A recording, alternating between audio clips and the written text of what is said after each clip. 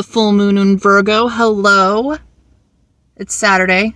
I had to think of the day. Oh my God. Woo, it's been a week. But, okay, so let's expand on the Virgo themes since we're here. So I talked about habits and momentum the other day, which are very Virgoan themes.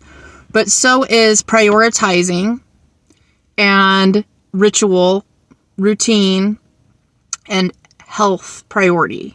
Because if you don't have your physical health, you can't have your mental health, which you really need in the sign of Pisces, which is where the sun is at. So we have to have this balance of physical health and mental health along with being in service, because this is the service axis. My coworker waved. This is happening in my 4th house, this full moon. Yesterday when I was talking about my chart, I said it was happening in my 3rd, but my brain slipped. The moon in Leo was happening in my 3rd house. This full moon in Virgo is happening in my 4th house.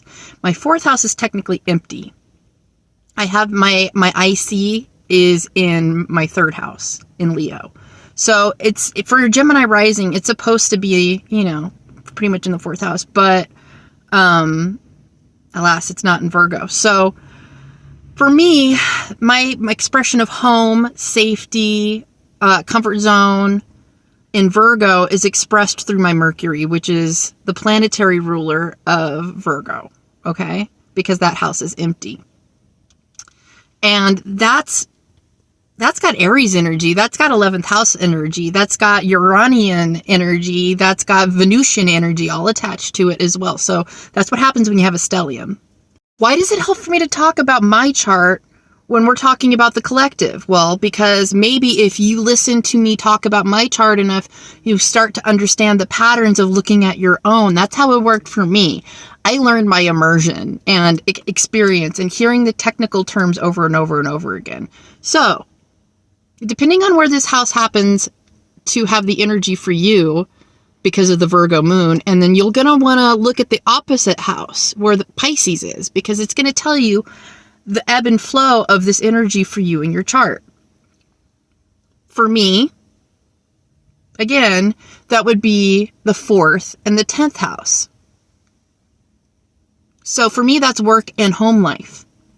For you, it might be love. It might be your subconscious. So you need to find this out for yourself. We, when we're talking about Virgo, use a lot of gardening metaphors. And I would say the Pisces energy is the octopus's garden version. You know what I'm saying? Like the Beatles version. It's free floating. It has no bottom. It's timeless. You can lose sense of space and time there. It's just sort of free.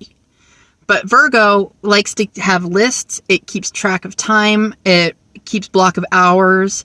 It categorizes data. So it's very regimental.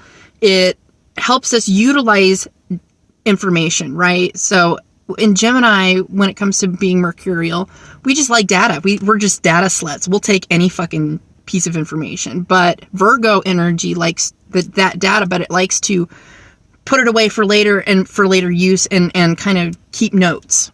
So when we're talking about the agriculture work, we plant seeds and we have to wait and we have to do a lot of tending and tilling and minding of this land that we put the seeds in so that we can have a harvest. So this is a future thinking. This is strategy. So where this happens in our house, we need to start planting seeds for Virgo season in the future, later on this summer. So be mindful as we're enjoying this. I feel like this is really marvelous energy. I feel light. I feel positive. I feel a little bit frizzle fried. I just realized I left my collagen raw cacao at home. So I'm frustrated because it's getting cold sitting there without me. But at the same time, the free floating Pisces energy is just like, take care of it later. Enjoy the moment. Be at the gym. Use your body for the glory of God today. Not every full moon's going to be the same, but when it comes to tending your garden on this full moon, I view full moon as an opportunity for a release. So I would say make lists of things that you'd like to cut cords with. Make lists of weeds, people, things, influences, dietary changes, because that's the tummy. Virgo is the tummy. So we want to make sure that we are cutting out things that are causing bloating or digestive issues or heartburn or anything that is just straight up making your chakras spin the wrong way or causing you to be of ill health in any fashion, because it's going to affect your mind. So this is the axis we're working on. And if you have a bad mind, we can't be helpful, right? We can't be of service. So this is a good time to be doing a tune-up on your routines, your spiritual health, your mental health. And please have some beautiful fun today. I love you. Happy Saturday.